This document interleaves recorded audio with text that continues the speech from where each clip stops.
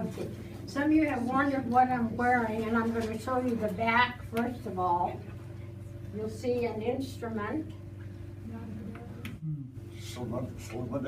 Solmodican. And the reason I'm wearing this is today I feel Norwegian, so I'm all Norwegian. And this instrument was an instrument that my grandfather used when he was a teacher. And in those days, before they had the schools, they would be in the homes. And so the instrument that he used was a solmodican, which goes back to the 1800s. And we have the one that my grandfather made, and Jeffrey and Paula played it just a little bit. It's flat, has a wooden bowl, and ours, because of the humidity in Minnesota, it warped. So we can't use it. But anyway, now I wanted to tell you about the pictures. My parents were married in Norway in 1925, and they came to America and really had intended to go back, but they stayed. And this is a picture, the last picture I had of my father, and there's a real story on this Gjok, which is similar to a cuckoo bird, and it was very precious to my dad, so he had it stuffed. And then in 1948, my mother went back to Norway, and she brought this Gjok, the cuckoo bird, back to America. And the only way she could put it was in a large, the women had large hat boxes. And so this fit in perfectly. And the customs man said to my mom that that's quite a hat that you have. And he put the lid on again, went through customs, and it ended up in Minnesota.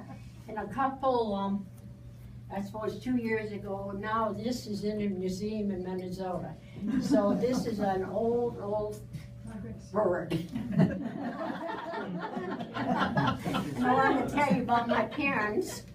Mother came from a little town like 4,000, and my dad came from an area totally on the other side of the mountain. And so they had different backgrounds. And my mother told little stories about when her dad was a banker. In those days, they didn't have a calculator. Everything was by pen and pencil. And they must have had a big dining room table or kitchen table. So the bankers came to the house, and the kids had to scoot away. They couldn't say any word because they said they're counting money. It has to be real quiet. So I always got a kick out of that story. So anyway, when they came to America, it was totally different. My mom had electricity and running water in their home in Norway, came to Minnesota to a farm. And where my dad came from, there had been 4 Tofteland farms. And I'm so proud of my Tofteland name.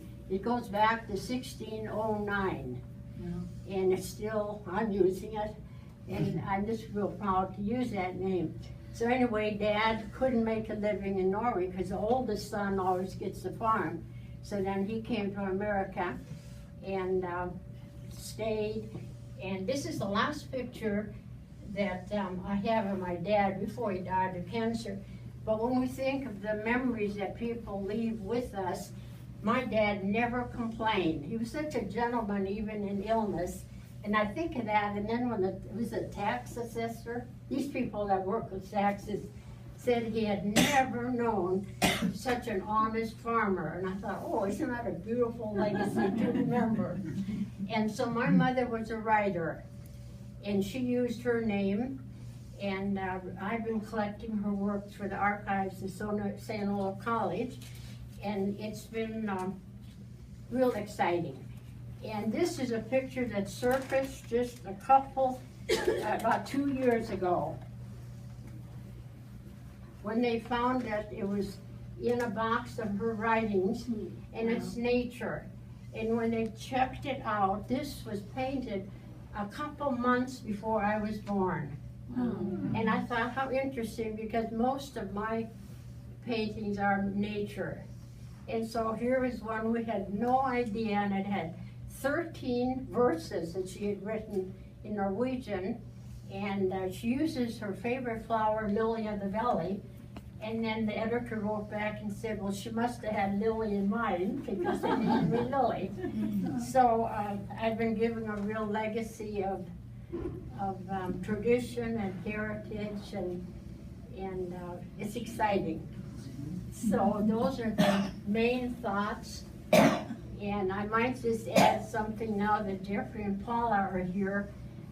This little thing is a Norwegian Nissa, like our Santa Claus. And my mother instilled in me writing early in life, but I didn't really write until, well, maybe like 2000 on a regular basis.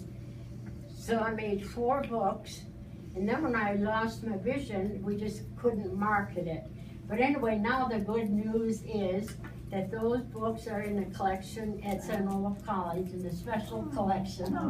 And my mother's works are in the archives, so it's just been exciting. Yes. We'll talk.